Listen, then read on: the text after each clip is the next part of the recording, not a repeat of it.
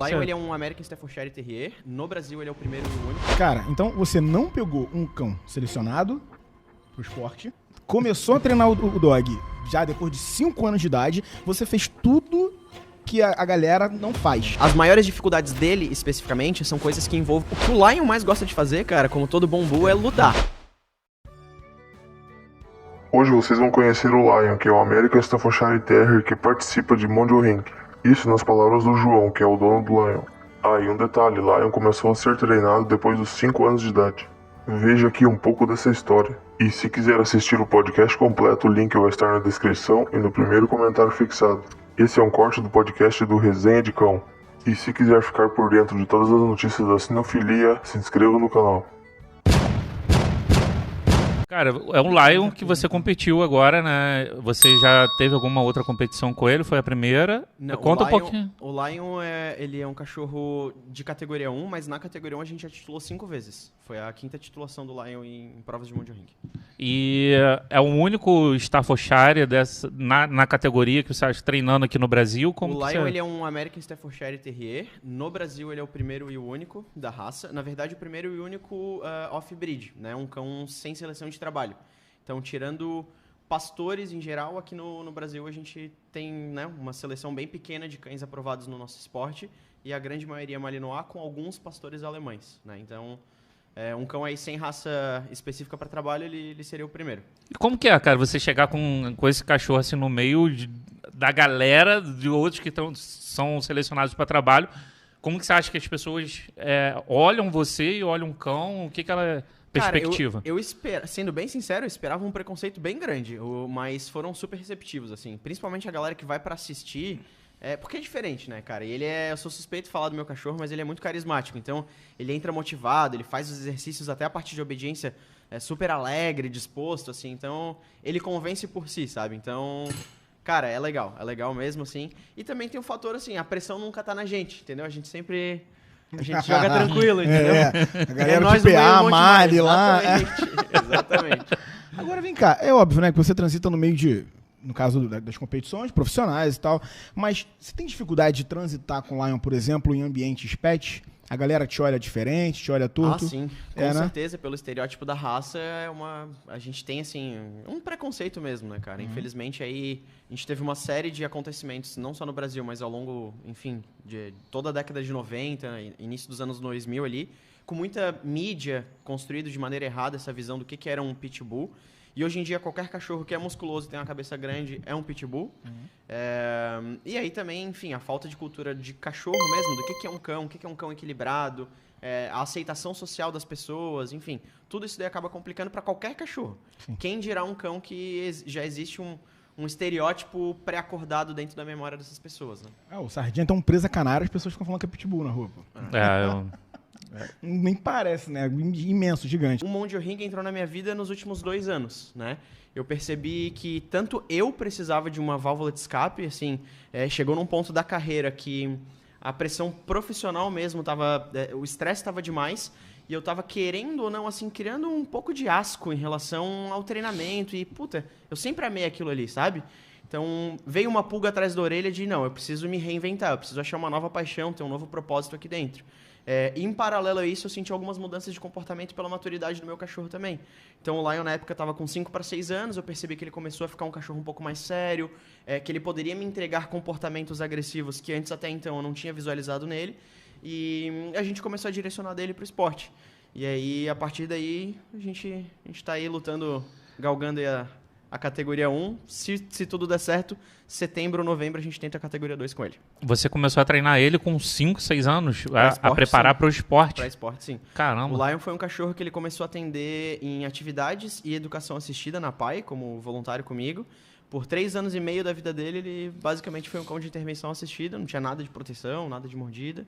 E aí, com a maturidade chegando, ele foi um cachorro que foi me mostrando que agora dava para fazer alguma coisa nesse contexto. E aí a gente direciona ele pro esporte. Bacana. Porque a maioria dos competidores, né, selecionam o filhote, sim, treinam o cachorro desde filhote até, né, a parte de socialização, ambientação, todo o treinamento até chegar realmente na formação e participar do pré-mondial ou do BH, né? Sim. Você fez o quê? O pré-mondial ou o BH com O ele? Lion ele tem os dois. Ele tem Tem o os dois? pré-mondial e o BH também. O BH ele fez pela Sociedade Brasileira de Pastores Alemães, ele não fez pela CBKC, e o Mondial Ring é todo daí pela própria CBKC.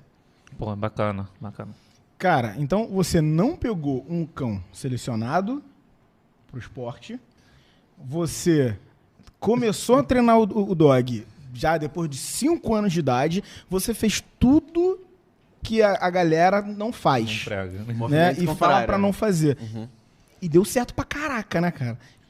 Como que deu certo, assim, cara? Sendo bem sincero, cara, é coração bull, velho. Dele e um pouquinho meu também. Porque assim, não foi fácil. Não foi fácil mesmo, assim. Já não é fácil pra alguém que tem a mão, que tem um cachorro selecionado, que começa, né, do zero e etc, etc. Quem dirá pra um cachorro de 5 anos, com um monte de memória de treino, de outro contexto, né, de outra função, completamente inversa ao cenário de um cachorro de esporte e tal. Então foi difícil pra ele, foi difícil pra mim, mas eu acho que se não fosse com o Bull, talvez eu não conseguiria justamente por isso. Tem o ônus, obviamente, como tu estava falando, de a gente ter um cachorro que não foi desde o início focado para aquilo, mas também tem alguns benefícios de tu ter um cachorro que já tinha 5 anos de base de treinamento. Apesar de não ter sido um treinamento específico para Mondial Ring, era um cachorro que já sabia se comunicar comigo, que já tinha um engajamento dentro e fora de campo de prova, com distração, sem distração.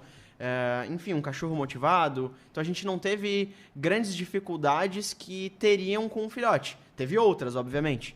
Mas tem várias etapas que a gente conseguiu pular, digamos assim, justamente porque era um cachorro que tinha 5 anos de bagagem, sabe? Desses cenários, assim, qual que... Não sei se existe algum que você goste mais, ou talvez que o Lion desenvolva melhor? O que o Lion mais gosta de fazer, cara, como todo bom bull, é lutar. eu imaginei. Então, assim, a hora que ele botou a boca no figurante, dali pra frente, pra ele tudo é ótimo, entendeu? Então, a parte de proteção dele, assim, ele curte bastante. As maiores dificuldades dele, especificamente, são coisas que envolvam agilidade. Então, pelos figurantes estarem acostumados com um Malinois, que vai entrar a 40, 50 por hora, né? Pega um América, que vai entrar 30, 35... É um cão que chega rápido, obviamente, para pessoas que não estão acostumadas a botar um bite switch. Aquilo ali é uma beast atropelando, né? A CG 150 passando por cima. Mas para um figurante que sabe o que fazer, é um cachorro relativamente mais fácil de tu conseguir tirar, de tu conseguir esquivar, entendeu? Então a gente teve que explicar para ele muito melhor esses detalhes de, olha, se eu marco esse braço, mas eu tiro, sobrou essa perna, sobrou esse braço, tu pode morder aqui, tu pode morder ali. Então essas técnicas de entrada, essa leitura do figurante no sentido técnico da coisa, nessa questão de agilidade. Para ele é a maior dificuldade dele, digamos assim. E a maior facilidade, eu acho que é a dureza e a confiança. Assim, ele é um cachorro que não sente conflito de cana, de pressão do figurante, de generalização da prova. É um cachorro extremamente confiante, estável emocionalmente. Então, eu acho que o bom dele é esse ponto do coração, né, da dureza que eles têm. Por exemplo, ele é treinado, né, para categoria 1, faz de defesa sua, proteção sua na prova. E na rua, no cenário real, ele faz também? É um cachorro que a prioridade dele é esporte. Então, Sim. existem cenários de proteção real que ele ainda não viu por uma questão de treinamento, de não ter sido exposto. Mas é um cachorro que eu diria que, assim, 95% das situações eu diria que ele tá pronto pra responder. É um cachorro que já mordeu manga oculta, já foi generalizado também. Só que é um cachorro de esporte, então assim, Sim. não tem a ostensividade de sair, né? Tá, e aí? Quem que vem e tal? É um cachorro que tu vê, tá deitado aqui, tranquilão. Mas se ouvir o comando, ou se eu botar a coleira tática nele e tal, ele liga na hora. Né? Então, sob comando, sim. Você tem uma Amstaff, não sei se é Naja. Tem Naja, tem Akira. Akira é a mãe da Naja, as duas são cinzas tigrado, azul tigrado. Agora eu fiquei na dúvida. Enfim. Aquela ali, se não me engano, você usa pra proteção, é isso? As duas são cães de proteção. Pô, agora eu fiquei na dúvida agora, cara. Foi num seminário lá, vocês lembram? Quem que você lembra? Qual cachorro que foi? Fanaja? Foi. E aí, enfim, aquela ali, ela não treina pra Mondial. Não, ela não treina pra monte. Só pra proteção. Só pra proteção, E aí ela, nessa situação, ela reagiria em situação com certeza, real. Com certeza. Ela sim, né? Sim, sim. Mas é que são cachorras que foram formadas de maneiras diferentes, assim, né? Então não tiveram tanta exigência de controle no sentido de colocar dentro de um programa de esporte, etc. Então são cães que têm a obediência. Senta, deita, fica junto e aqui. Tá. Tem isso e tem a parte funcional, entendeu? Você falou do Lion, né, que ele era agressivo, e aí você direcionou ele para o esporte para solucionar a agressividade, direcionar, melhor falando, Isso. né? Direcionar a agressividade dele. Todo o trabalho de agressividade, você vai por esse lado ou você tem outras formas de... No caso do Lion, era bem direcionado para cães, né? Mais especificamente com interação direta. Então, sempre foi um cachorro muito tolerante. Tipo, de passar em portão, place, caminhada, assim, nunca teve problema. Agora, quando entrava algum cachorro botando pata, roubando alguma coisa da boca, etc., ele era um cachorro que ia direto pro conflito, ia brigar mesmo. Então, nesse contexto, se eu só fico corrigindo, vai virar uma bola de neve em algum momento. E outro ponto também, além do estresse que vai gerar no cachorro por só estar sendo corrigido e não estar sendo direcionado, é que ele vai antecipar a agressão e vai parar de avisar.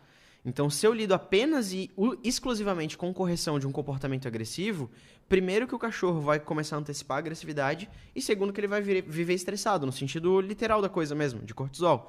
Então, na minha opinião, se é natural da espécie, como a própria diretriz de bem-estar animal nos diz, ela deve ser preservada e respeitada. Agora, eu também não vou ficar botando meu cachorro para brigar contra o cachorro. Também seria maus tratos. Como que eu faço isso? Pago alguém, um profissional, para ir brigar com ele. Ou seja, um figurante. Então, eu direciono essa agressividade para alguma coisa que seja ética, que seja moral e que supra a necessidade do meu cachorro. De brigar, de lutar e etc. Mas num contexto que vai fazer bem para ele, que vai fazer bem para outros cães e para outras pessoas também. Então, normalmente a agressividade, sim, existem correções no processo, fazem parte, devem fazer na minha opinião, só que ela não pode ser base do treinamento. Eu costumo dizer que se tu tá corrigindo demais, tá faltando feijão com arroz, faltou fundamento. Então, a partir do momento que tu cria atividades para dar uma válvula de escape para esse cachorro, seja de euforia ou das agressividades que ele tem, a probabilidade disso acontecer a esmo, porque ele escolheu, entre aspas, é bem menor. Porque tu tá dizendo pra ele, não, calma, não é aqui, é lá. Então a gente dá a opção pro cachorro, a gente dá a oportunidade pra ele expressar, mas num contexto controlado. Perfeito.